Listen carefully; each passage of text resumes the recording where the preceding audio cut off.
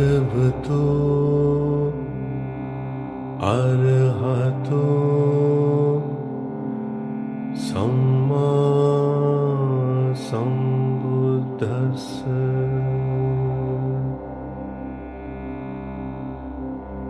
नमो तस्स भगवतो अरहतो सम्मा सम्बुद्धस्स।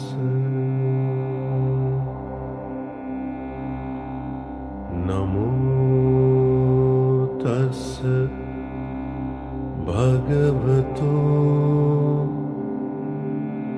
अरहतो सम्मा सम्बुद्धस्स।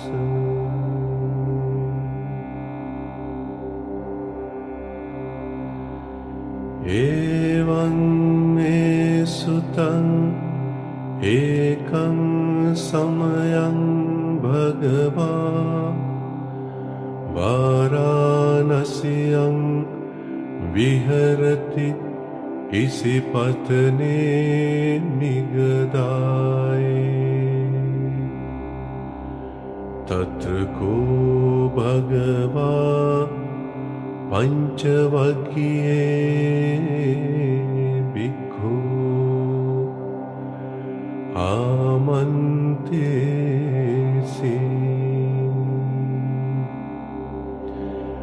द्वे मे भिक्खवे अन्तापब्जितेन न सेवितव्या योचायं कामेषु कामसुकल्लिकानुयोगो। हीनो गम्मो पोतुज्जनिको अनरियो अनर्थसंहितो। योचायं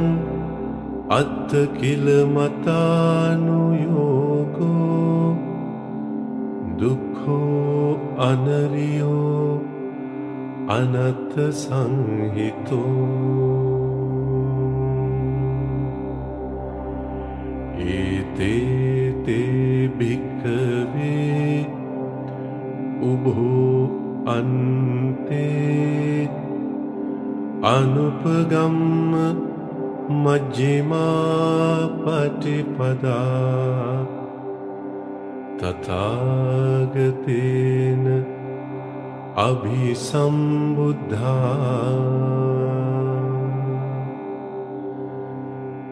चक्षुकर्णी ज्ञानकर्णी उपसमाय अभिज्ञाय सम्बोधाय निब्बानाय संवत्ति।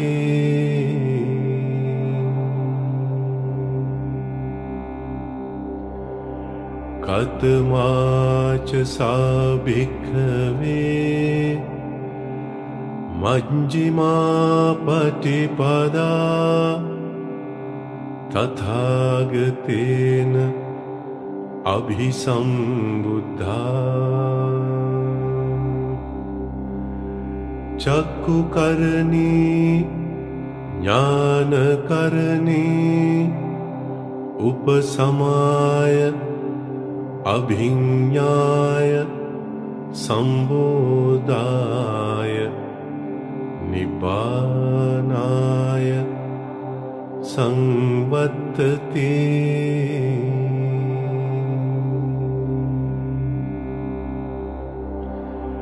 अयमेव अरियो अट्टाङ्गिको मग्गो सीयतीदं सम्मादिट्ठि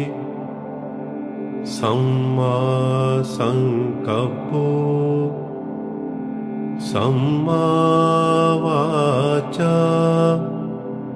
Samma Kammanto Samma Ajivo Samma Vayamo Samma Sati Samma Samadhi Ayanko sabhikkave Majjhima Patipada Tathagatena Abhisambuddha Chakku Karani Jnana Karani Upasamaya Abhinyaya Sambodhaya Nibbanaya Sanvattati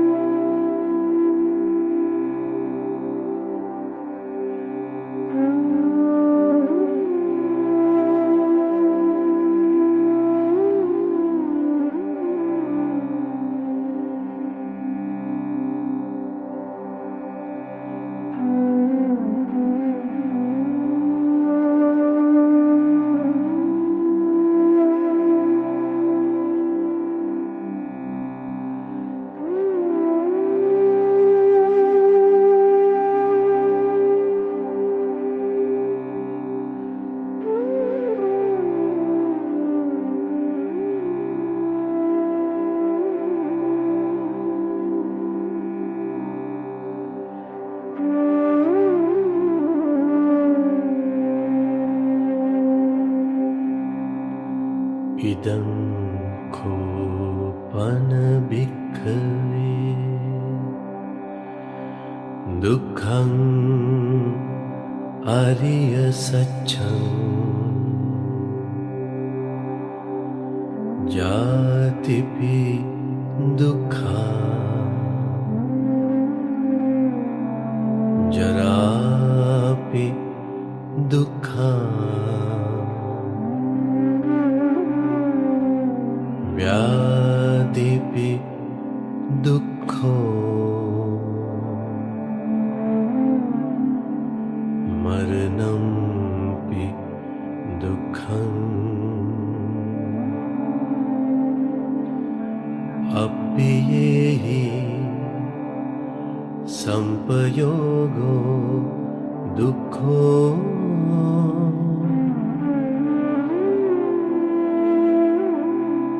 Piyehi vipayogo dukkho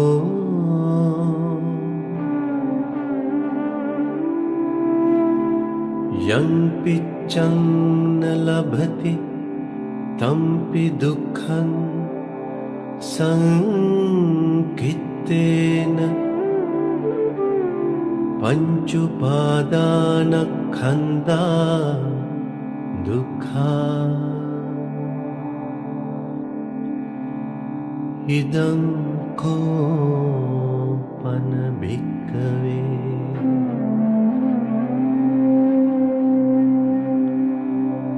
dukkha samudayam ariya saccam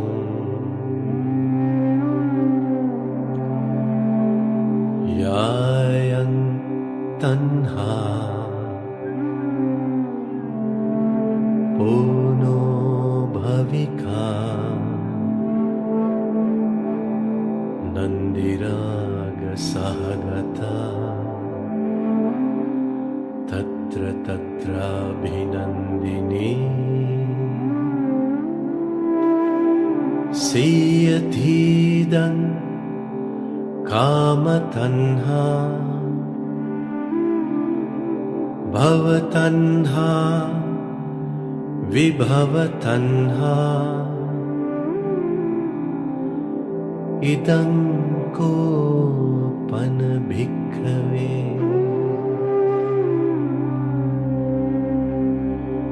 दुःख निरोधं अरिय सत्यं यो तस्सायेव तन्हाय अशेष विराग निरोधो जागो पटिनिस्सको मुक्ति अनालयो इदं Köppen भिक्खवे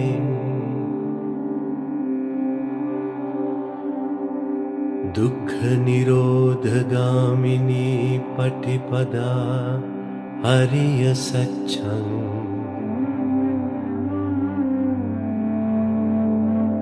अयमेव अरियो अट्ठङ्गिको मग्गो सेयतीदं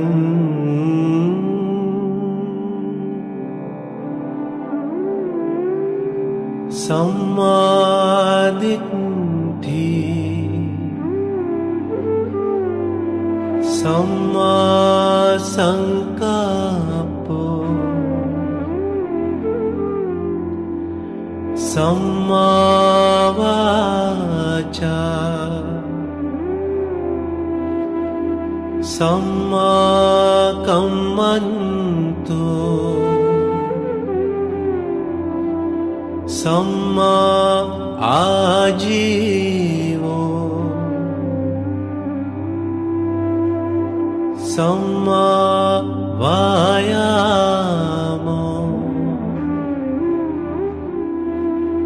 सम्मा सति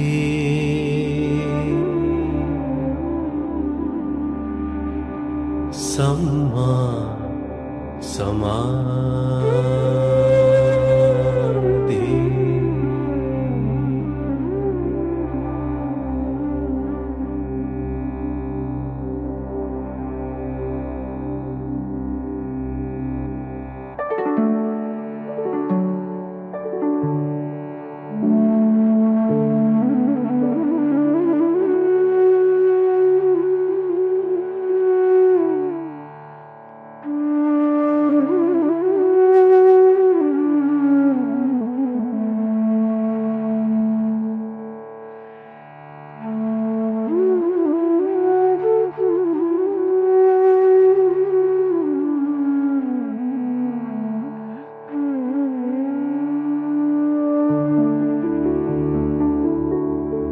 इदं दुःखं हरिय सच्चन्ति मे भिक्खवे पुंबे अननुसुतेषु धम्मेषु चक्कुं उदपादि ज्ञानं उदपादि पञ्ञा उदपादि विद्या उदपादि आलोको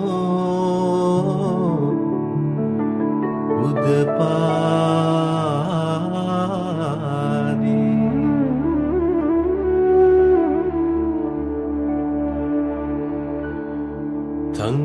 तंकोपनिदं दुःखं अरिय सत्यं परिज्ञेयन्ति मे भिक्खवे पुंबे අනනුස්සුතේසු ධම්මේසු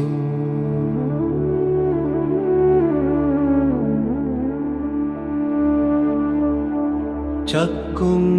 උදපාදි ඥානං උදපාදි පඤ්ඤා උදපාදි විචා උදපාදි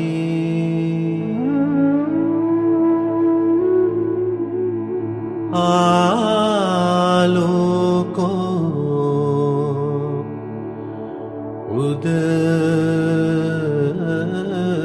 උදපාදි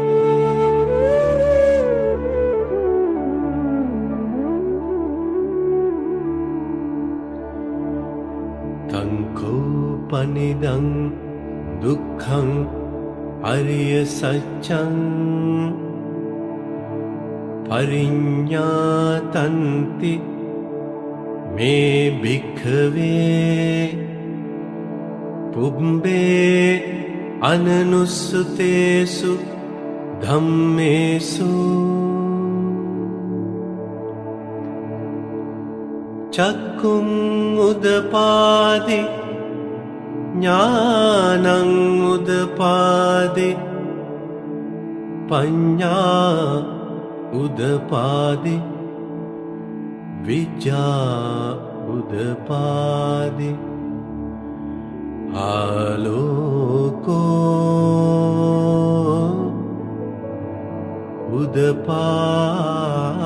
උදපාදි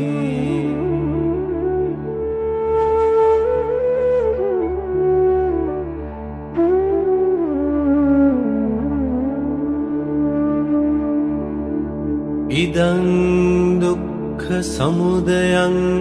අරිය සත්‍යන්ති මේ භික්ඛවේ පුබ්බේ අනනුස්සතේසු ධම්මේසු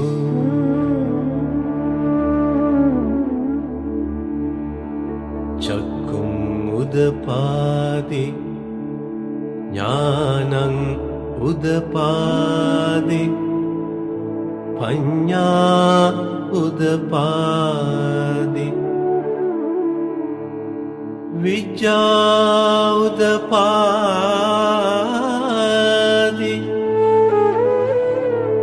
ආලෝකෝ උදපාදි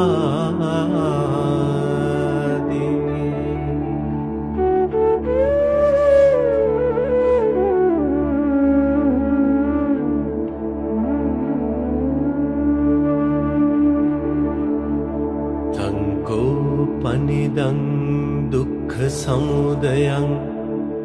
අරිය සත්‍යං පහතබ්බන්ති මේ භික්ඛවේ පුබ්බේ අනනුස්සතේසු ධම්මේසු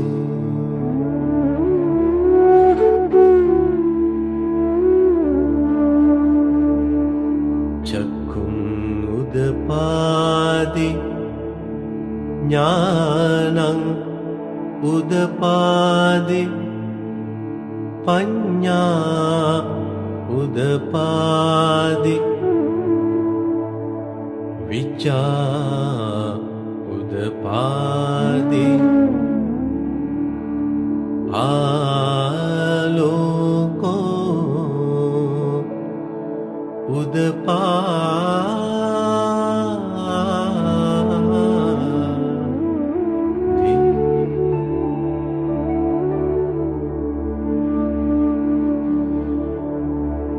තංකෝපනිදං දුක්ඛ සමුදයං අරිය සත්‍යං පහීනන්ති මේ භික්ඛවේ පුබ්බේ අනනුස්සතේසු ධම්මේසු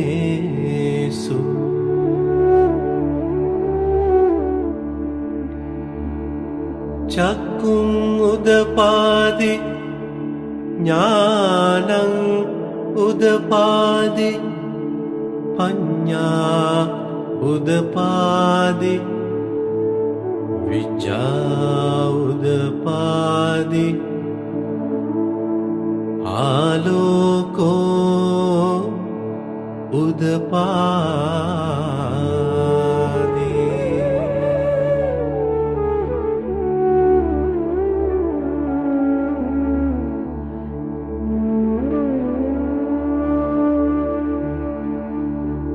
ඉදං දුක්ඛ නිරෝධං අරිය සච්ඡන්ති මේ භික්ඛවේ පුබ්බේ අනනුස්සුතේසු ධම්මේසු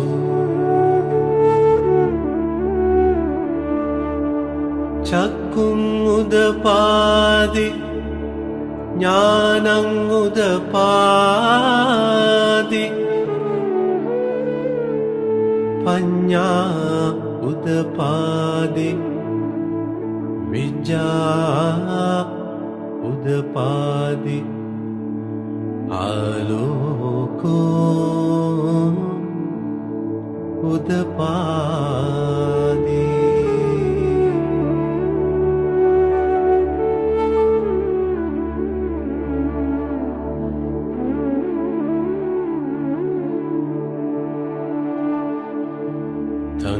තංකෝපනිදං දුක්ඛ නිරෝධං ආරිය සත්‍යං සච්චිකාතබ්බන්ති මේ භික්ඛවේ පුබ්බේ අනනුස්සුතේසු ධම්මේසු චක්කුම් උදපාදි ඥානං උදපාදි පඤ්ඤා උදපාදි විචා උදපාදි ආලෝකෝ උදපාදි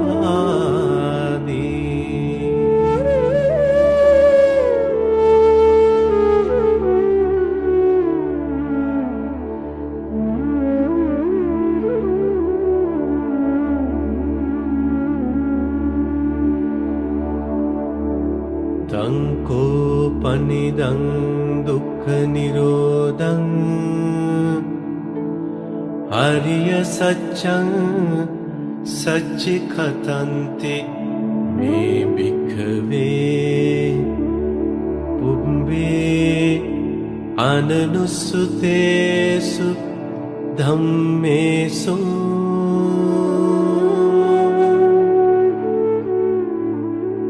චක්කුම් උදපාදි ඥානං උදපාදි පඤ්ඤා උදපාදි විචා උදපාදි ආලෝකෝ උදපාදි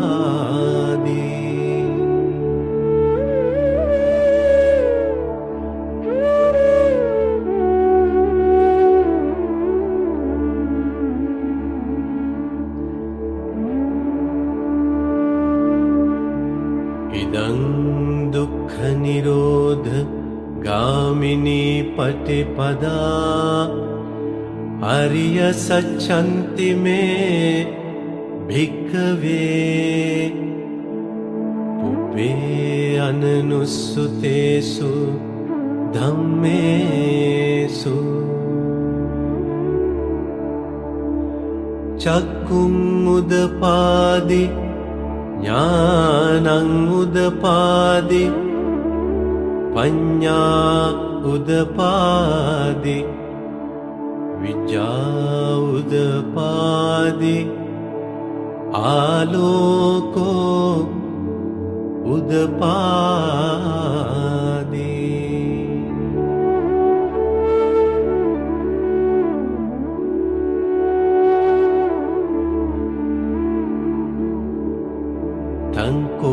පනිදං දුක්ඛ නිරෝධගාමිනී පටිපදා අරිය සත්‍යං භාවේ තබ්බන්ති මේ භික්ඛවේ පුබ්බේ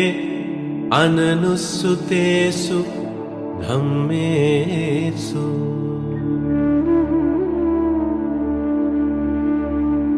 චක්කුං උදපාදි ඥානං උදපාදි පඤ්ඤා උදපාදි විචා උදපාදි ආලෝකෝ උදපාදි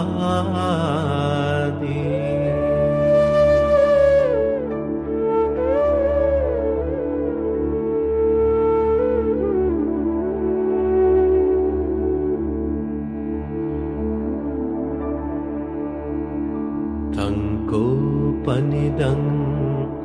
දුක්ඛ නිරෝධගාමිනී පටිපදා අරිය සත්‍යං භාවිතන්ති මේ භික්ඛවේ පුබ්බේ අනනුස්සතේසු ධම්මේසු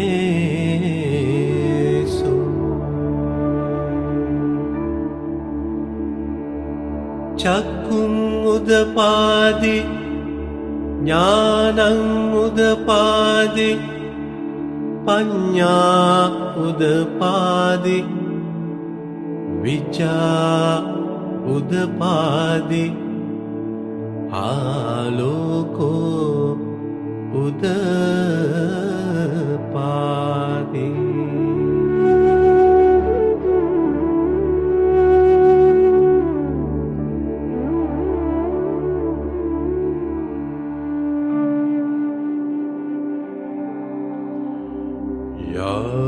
යාවකීවංච මේ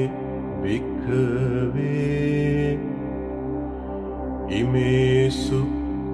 චතුසු අරිය සච්චේසු ඒවන්ති පරිවට්ටං ද්වාදසාකාරං යථා භූතං ඥාන දස්සනං නසුවිසුද්ධං අහෝසි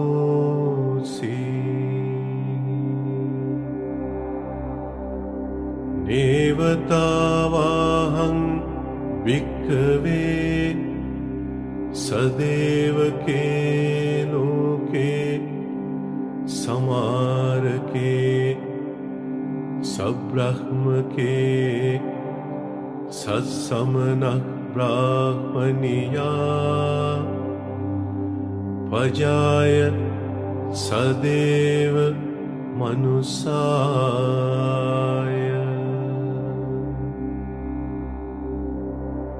අනුත්තරං සම්මා සම්බෝධින් අභිසම්බුද්ධෝ පච්චඤ්ඤාසින් යතෝච කෝමේ භික්ඛවේ ඉමේසු චතුසු අරිය සච්චේසු ඒවන්ති පරිවට්ටං ද්වාදසාකාරං යථා භූතං ඥාන දස්සනං සුවිසුද්ධං අහෝසි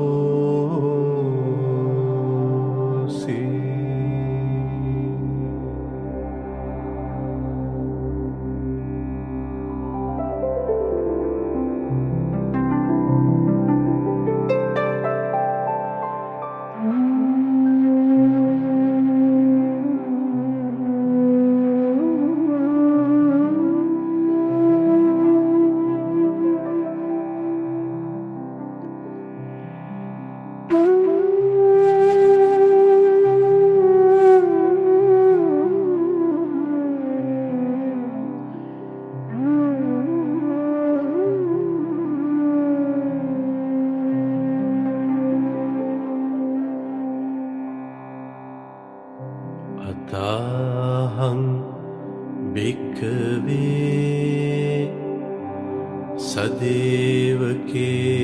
लोके समारके सब्रह्म के सत्समनः ब्राह्मणिया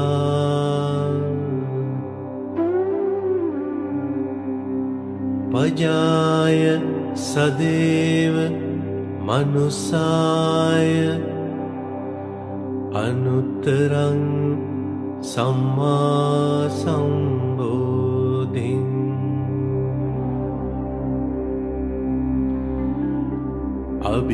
अभिसंबुद्धो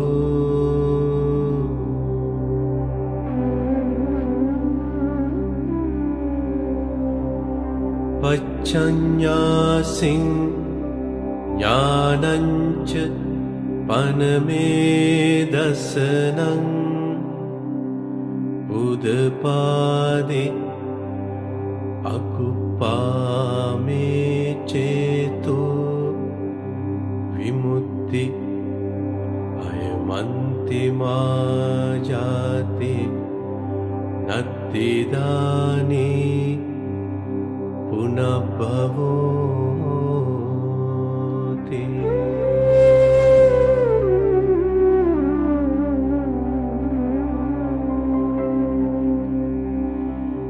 इदमवोच भगवान्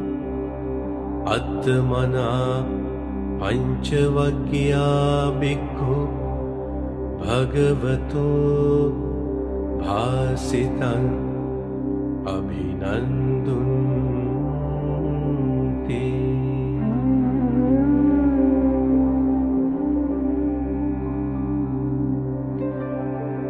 इमस्मिञ्च पनवैयाकरणस्मिन् भञ्जमाने आयस्मतो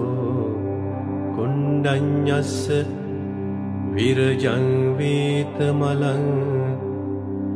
धम्मचक्कुम् उदपादि यं किञ्चि समुदयधम्मं सब्बं तं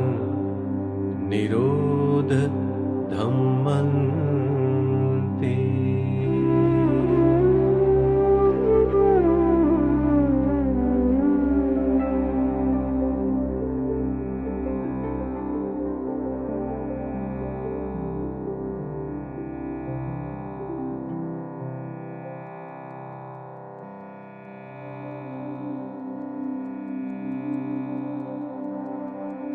भवत्ति च पन भगवता धम्मचक्रे भूमादेवा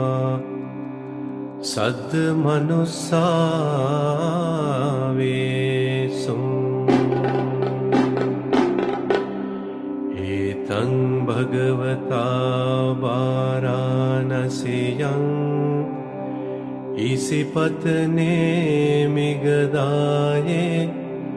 अनुत्तरं धम्मचक्रं पवत्तितं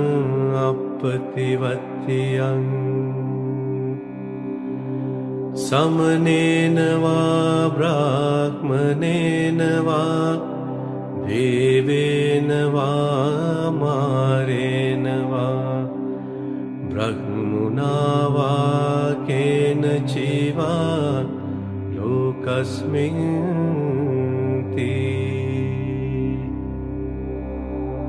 भूमानं देवानं सद्दं सुत्वा चातुं महाराजिका देवा सद्मनुस्सावेषु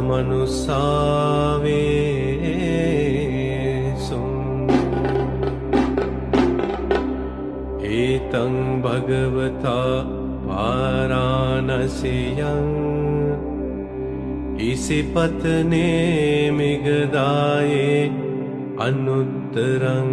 धम्मचक्रं पवत्तितं अपतिवत्यं समनेन वा ब्राह्मणेन वा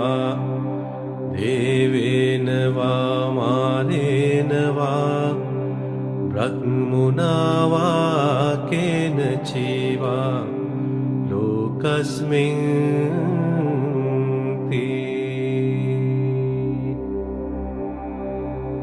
चातुं महाराजिकानं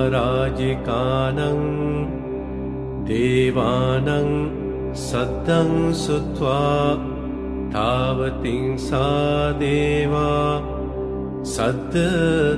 मनुस्सावेसुम्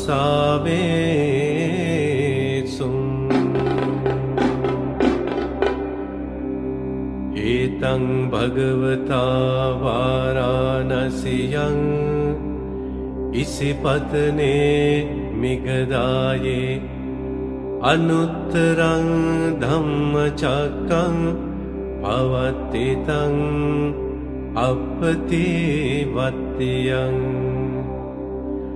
समनेन वा ब्राह्मणेन वा देवेन वा मारेण वा ब्रह्मणा वा केनचिवा लोकस्मिन्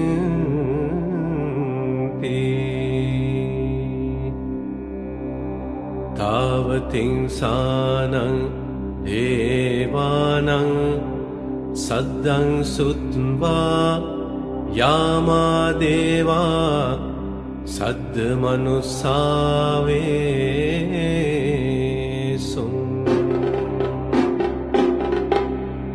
एतं भगवता वाराणस्यां इसिपत्ने मिगदाये अनुत्तरं धम्मचक्रं पवत्तितं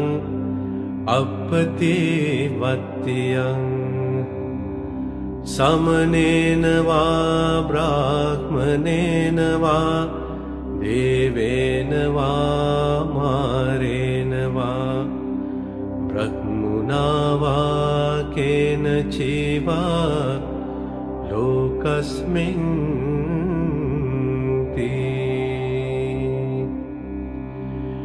यामानं देवानं सद्दं सुत्वा तुसिता देवा सद्मनुस्सावेसुम्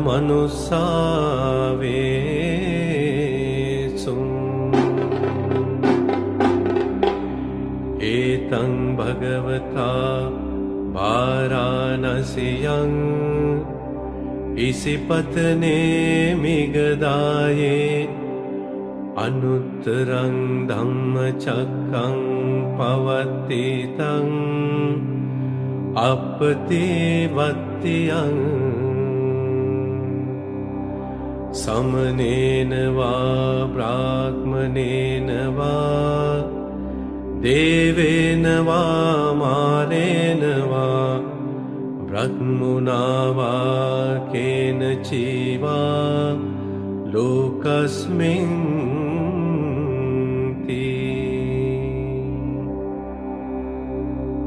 तुसितानं देवानं सद्दं सुत्वा निम्मानरति देवा सद् मनुस्सावेसुम्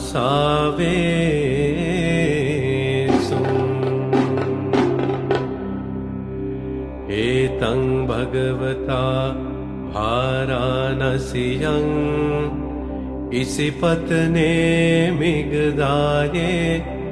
अनुत्तरं धम्मचक्रं पवत्तितं अपतिवत्यं समनेन वा ब्राह्मणेन वा देवेन वा मारेण वा ब्रह्मणा वा केनचिवा लोकस्मिन्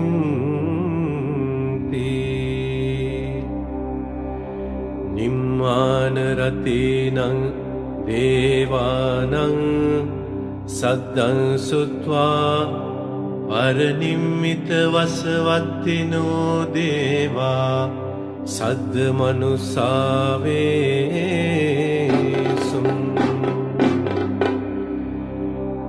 एतं भगवता वाराणस्यां इसिपत्ने मिगदाये अनुत्तरं धम्मचक्रं पवत्तितं अपतिवत्यं समनेन वा ब्राह्मणेन वा देवेन वा मारेण वा ब्रह्मणा वा केनचिवा लोकस्मिन् ते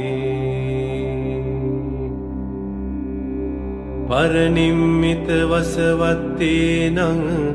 देवानं सद्दं श्रुत्वा ब्रह्मपारे सज्जा देवा सद्मनुसावेसु एतं भगवता वाराणस्यां इसिपत्ने मिगदाये अनुत्तरं धम्मचक्रं पवत्तितं अपतिवत्यं समनेन वा ब्राह्मणेन वा देवेन वा मारेण वा ब्रह्मणा वा केनचिवा लोकस्मिन् ते ब्रह्मपारे सज्जानं देवानं सद्दं श्रुत्वा ब्रह्मपुरोहिता देवा सद्मनुसावेसु एतं भगवता वाराणस्यां इसिपत्ने मिगदाये अनुत्तरं धम्मचक्रं पवत्तितं अपतिवत्यं समनेन वा ब्राह्मणेन वा देवेन वा मारेण वा ब्रह्मणा वा केनचिवा लोकस्मिन्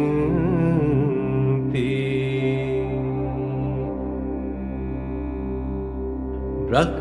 ब्रह्मपुरोहितानं देवानं सद्दं श्रुत्वा महाब्रह्मा देवा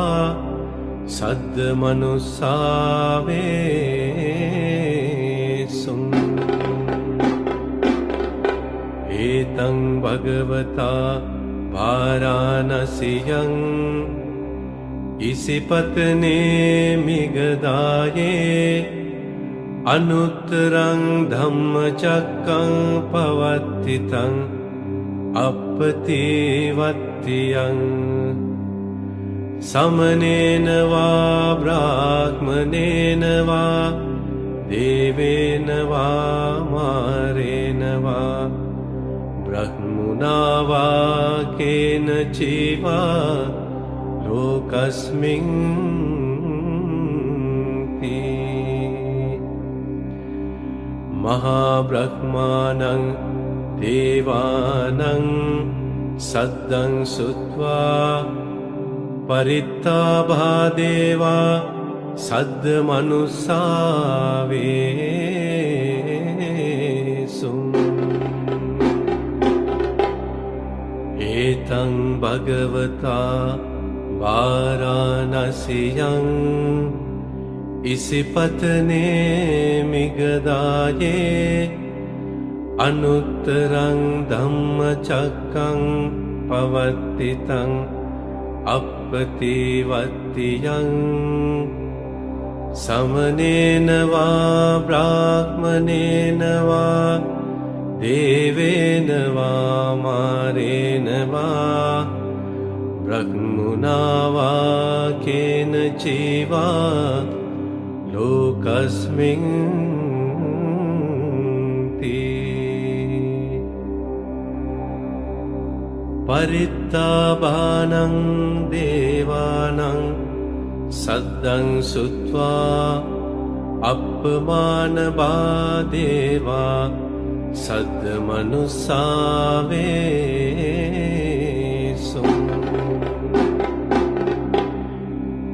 एतं भगवता वाराणस्यां इसिपत्ने मिगदाये अनुत्तरं धम्मचक्रं पवतितं अपतिवत्तियं समनेन वा ब्राह्मणेन वा देवेन वा मारेण वा ब्रह्मणा वा केनचिवा लोकस्मिन्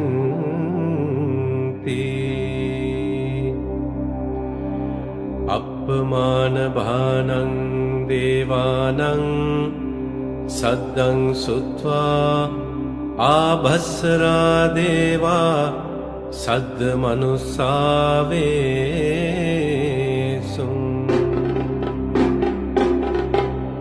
एतं भगवता वाराणस्यां इसिपत्ने मिगदाये अनुत्तरं धम्मचक्रं पवतितं अपतिवत्तियं समनेन वा ब्राह्मणेन वा देवेन वा मारेण वा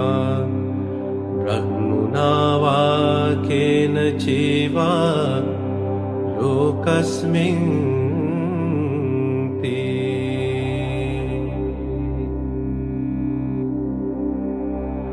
आभस्सराणं देवानां सद्दं सुत्वा परित्यशुभा देवा सद्मनुस्सावेषु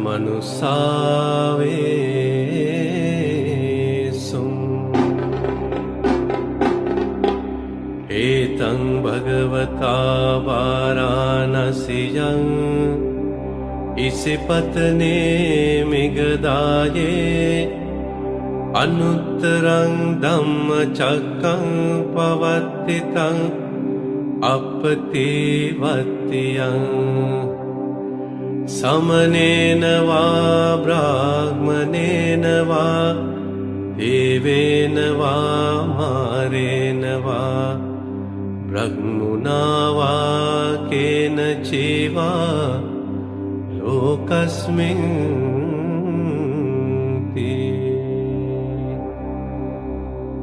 परित्यशुभानं देवानां सद्दं सुत्वा अपमानशुभा देवा सद्मनुस्सावेषु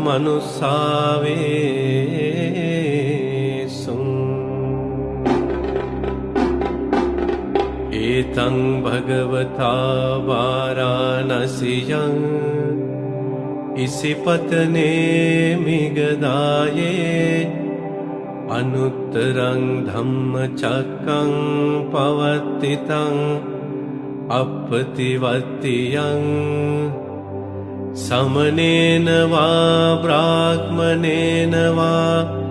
देवेन वा मारेण वा ब्रह्मणा वा केनचिवा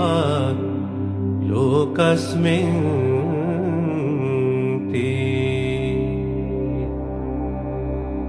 अपमानशुभानं देवानां सद्दं सुत्वा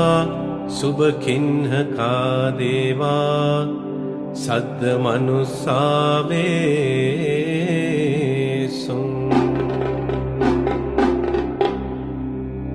एतं भगवता वाराणस्यां इसिपत्ने मिगदाये अनुत्तरं धम्मचक्रं पवतितं अपतिवत्तियं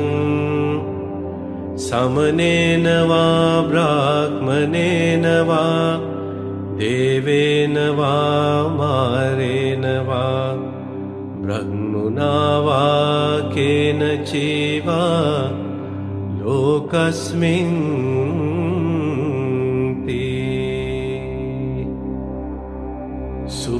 सुबकिन्हकानां देवानां सद्दं सुत्वा वेहप्पला देवा सद्दमनुसावे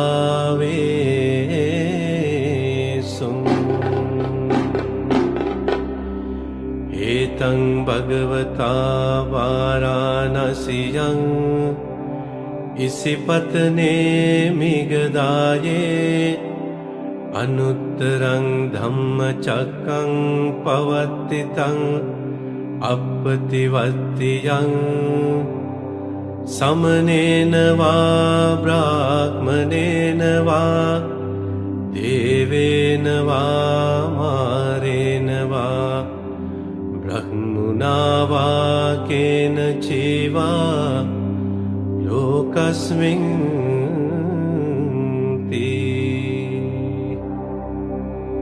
वेहप्पलानां देवानां सद्दं सुत्वा अविहा देवा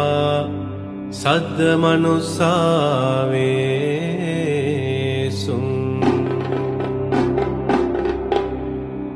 एतं भगवता वाराणस्यां इसिपत्ने मिगदाये अनुत्तरं धम्मचक्रं पवर्तितं अपतिवत्तियं समनेन वा ब्राह्मणेन वा देवेन वा मारेण वा ब्रह्मणा वा केनचिवा लोकस्मिन्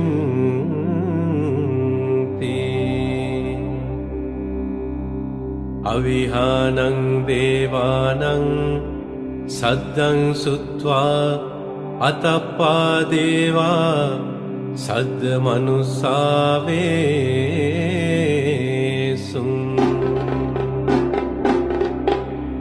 एतं भगवता वाराणस्यां इसिपत्ने मिगदाये अनुत्तरं धम्मचक्रं पवर्तितं अपतिवत्तियं समनेन वा ब्राह्मणेन वा देवेन वा मारेण वा ब्रह्मणा वा केनचिवा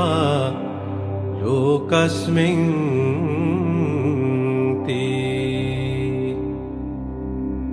अतप्पानं देवानं सद्दं सुत्वा सुदस्सा देवा सद्दमनुसावेसुम्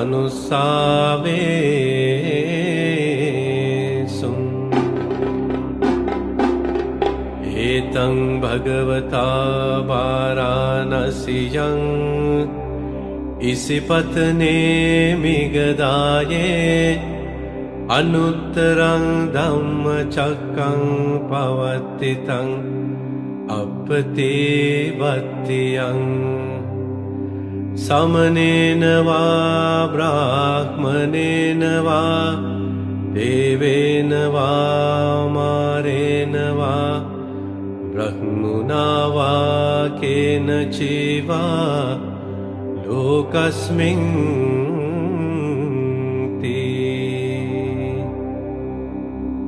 सुदस्सानं देवानं सद्दं सुत्वा सुदस्सी देवा सद्दमनुसावेसुम्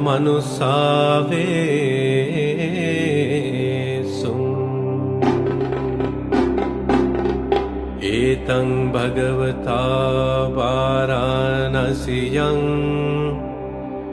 इसिपत्ने मिगदाये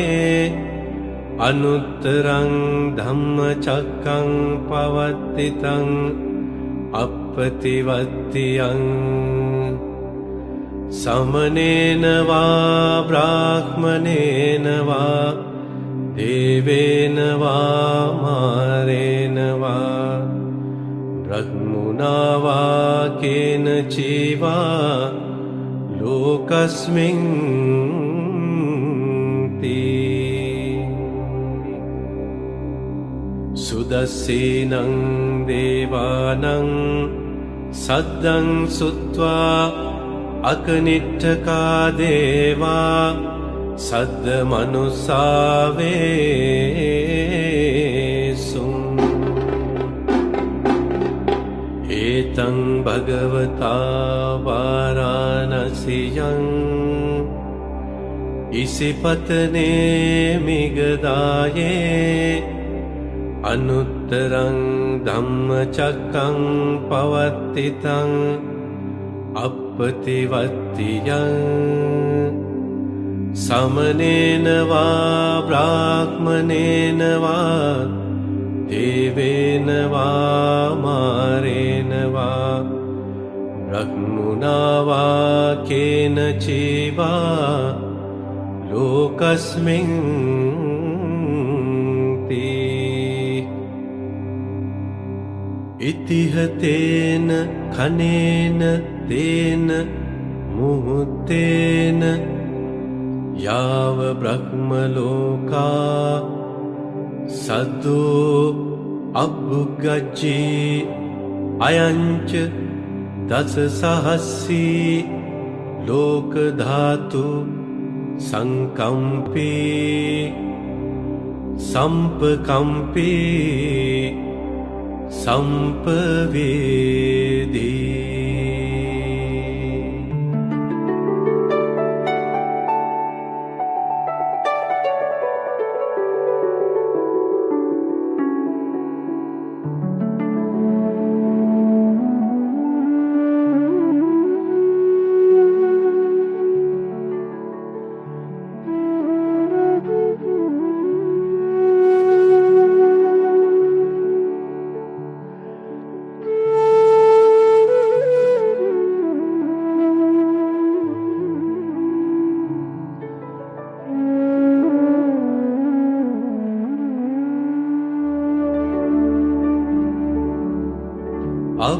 अपमानोच उलारो ओभासो लोके पातुर्होसि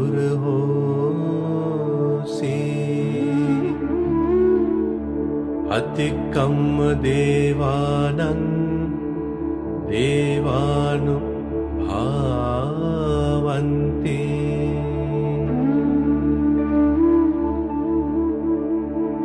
अतको भगवा उदानं उदानेसि अन्यासेवत भो कुण्डन्यो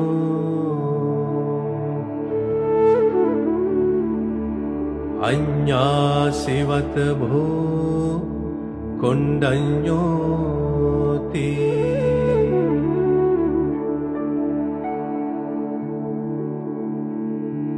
इति हिदं आयस्मतो कुण्डन्यस्य अन्या कुण्डन्यो त्वेव नाम अहोसि